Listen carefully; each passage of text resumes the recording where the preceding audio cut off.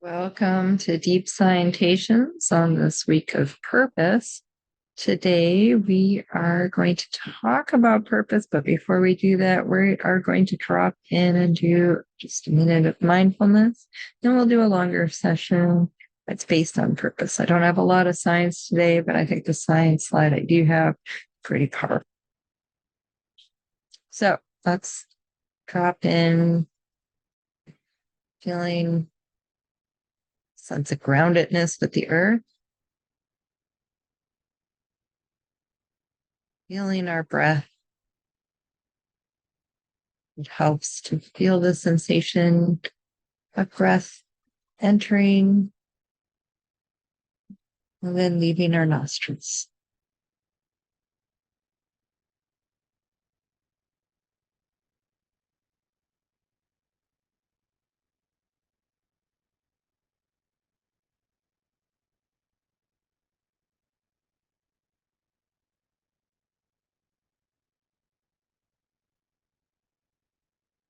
Touching in with a bit of our good heart and intention. I'm going to talk a little bit about the science of purpose in life. We have a slide to show where we get into a contemplative exercise. There was a study that was done in Japan, and they've expanded on it since, showing by Dr. Sato's group, showing the structural neural substrate of subjective happiness. And they gave people questions about their positive emotions or negative emotions and purpose in life, and found that when they compile those together, there was a correlation with the volume of that same region we've been talking about, that posterior cingulate. And another additional study showed that with greater happiness, there was less connectivity with the right amygdala, which tends to be associated with negative emotions. So you have both a larger volume and less connectivity to a kind of a troublemaker region. It'll do us good if there's danger, but when it becomes chronically active, that means have a lot of negative thoughts on our plate. That tends to be that rumination that we were talking about. So when we have that purpose of life, that tends to be correlated with less rumination and more positive aspects of our emotions. So what does it mean having that sense of purpose? Well, it means, in Japan, the study was done in Japan. They talk about waking up and having that reason of being. That's called ikigai. Sometimes this is achieved through work. A Japanese colleague that I spoke about gave an example that I thought was kind of neat. Someone is retired and, all of a sudden is feeling a little lost as to what their purpose is. And someone gives them a retirement gift of a tree, and they plant it, and they find, I've been watering that plant, that tree every day. And I find myself getting kind of excited in the morning to look for, are there some new buds on the tree? What is it doing? Should I, change up my schedule with the watering? And I realized, this is part of my ikigai now. Maybe gardening is something that is sparking me now. So, maybe something achieved through work. It might be something achieved through our extra activities. But regardless, it's a sense of right when we wake up in the morning, having a sense of being excited about something. Ideally, they talk about having, there's Venn diagrams you might have seen where your sense of excitement about something, lines up with your talent in it, your ability to make, a living with it, as well as it being of benefit to the world. And when those all line up, you have a really kind of a sweet spot of feeling that you are, doing something that can be helpful. Well, not everything we do, even in a career we love, is there might be a lot of paperwork or clerical work. But if we can really, lean in on those activities and ruminate about those, if we catch ourselves really going over the negative, it's okay. We do that. But, maybe thinking, a little bit of gratitude of what we do get to do that is helpful to the world, that's helpful even just to one person, just to two people, and expanding upon that. So we're going to do an exercise on a complementary term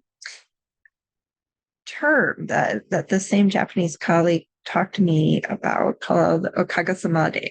It's something that is often just a standard response to "How are you?"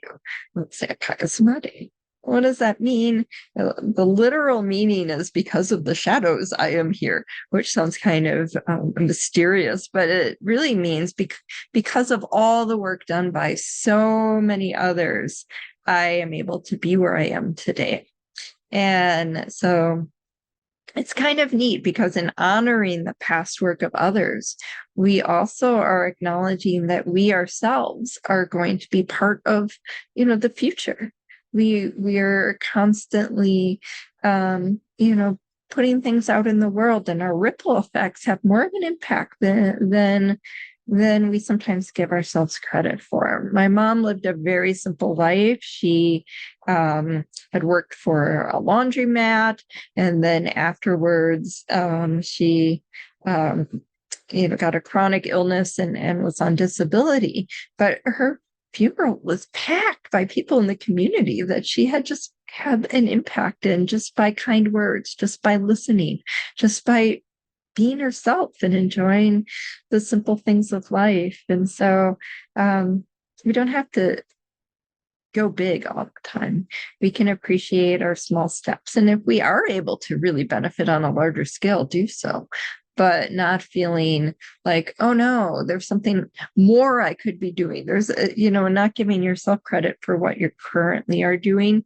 I see that a lot in young people because they're constantly, and we are constantly inundated by the needs of the world on a scale that just wasn't there, a decade or two ago. And so there's this constant sense of, oh, I should be doing this, I should be doing that. Well, how can I be happy when these other people are suffering, right? Well, we are still engaging in helping others. We are still engaging in our sense of purpose, even in the smaller things. And we should not in any way not, take that for granted. So let's do an exercise. We're going to sandwich that in mindfulness as always, feeling that sense of rootedness in the earth, finding our breath,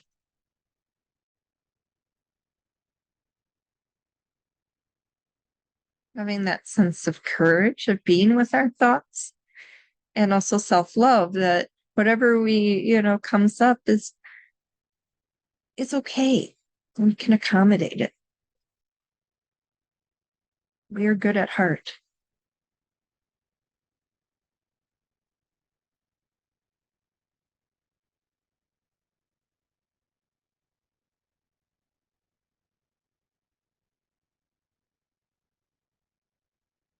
And now consider a hobby or something that you really love.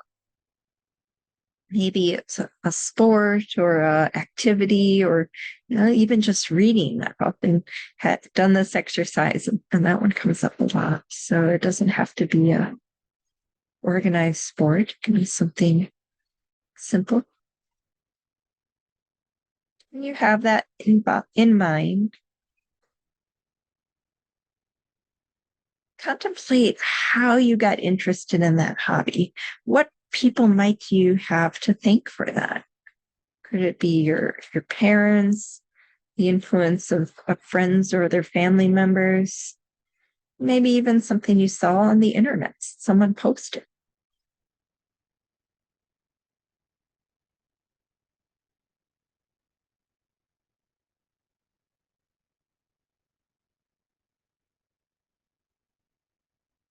When you think about how you got into that hobby, think about all the people that enabled that to happen. Maybe people set up and organize something.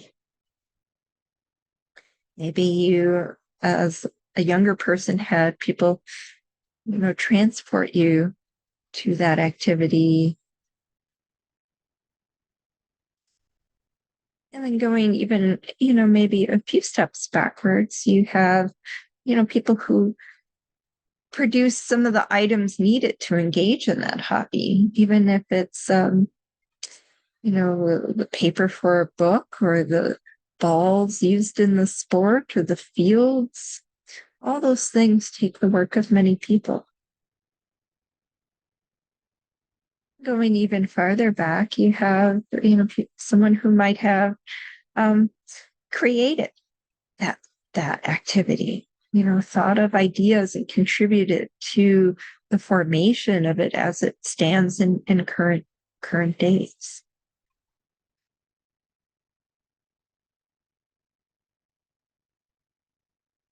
All the other people who have engaged in that activity over time. That sense of gratitude,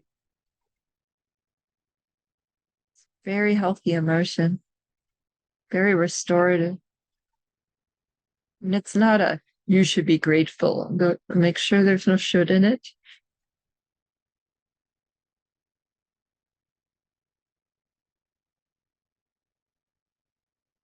It's a joy.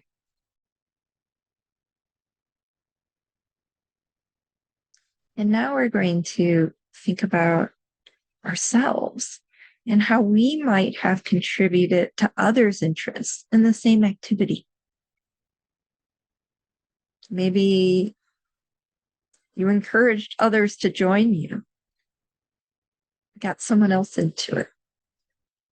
Maybe just being involved created a critical mass for that activity to happen. If it was a team, you were part of it, enabled it to happen.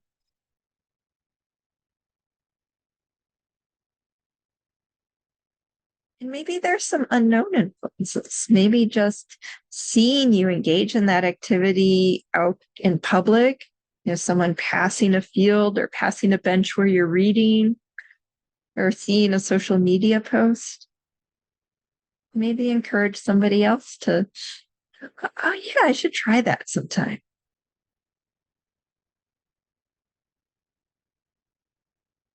Maybe without you ever knowing, someone developed a real passion and and love for something, something that really uplifted their lives.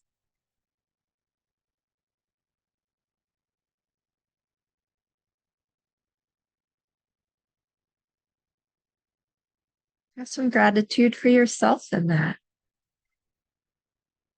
and for all those in the future that may come after you, that might have been influenced by those who you influenced.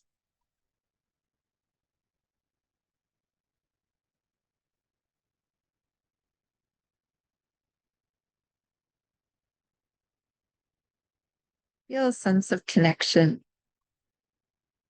We're all part of a global community. Maybe even in a way, enjoying what you love enables somebody else to enjoy what they love. Gives them permission to take that time to restore, to bring light to love and delight to life.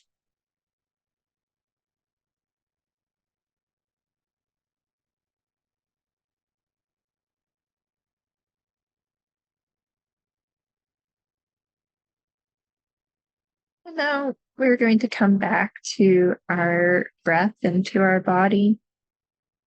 If you found yourself on a bit of a daydream, now's the time to root ourselves back to the earth, feeling our sense of groundedness, feeling ourselves in our body. We tend to be floating heads a bit.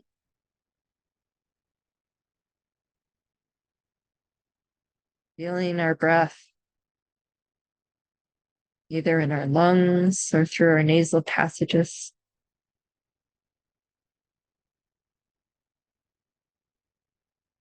What do we feel right now? Not worrying if we Mhm. Feel mhm. Maybe a little, maybe it was difficult to do, maybe it was fun.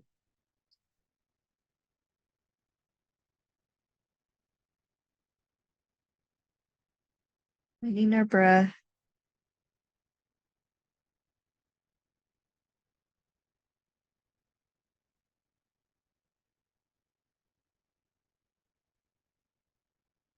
and opening our eyes, coming back to the room. This is something that I encourage you to do throughout the rest of the week if you'd like. When you wake up in the morning, maybe not right away, maybe after a cup of tea or coffee or something, after breakfast, or maybe it's right away. Notice what you're thinking about. Notice even during the day, if there's something that really sparks your passion. Maybe it's, if it's something you're already doing, you can kind of realize, hey, this is actually restorative. It may be some work, but it's actually kind of energizing me at the same time. Those are the type of things that are really going to connect us to purpose. They're going to, join, what we do in the world with that sense of happiness, of fulfillment, satisfaction. So, take care and have a wonderful day.